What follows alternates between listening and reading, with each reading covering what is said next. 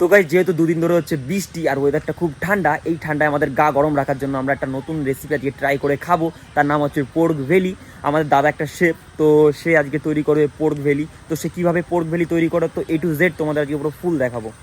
তো গাইস যেহেতু পোর্ক ভেলি তৈরি করতে হবে, তার দুদিন আগের থেকে তৈরি করেছি আমরা আজ। তো এই হচ্ছে আমাদের শেফ যে আমাদের আজ তৈরি করেছে।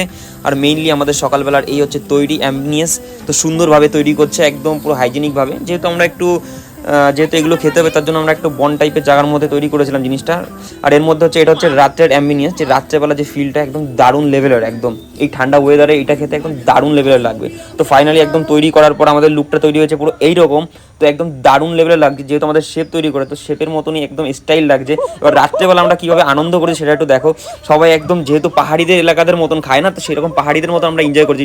তো সবার বড় ছোট সবার একসাথে এনজয়টা দেখো, সবাই কী লেভেলে এনজয় করছে দেখো। হু হু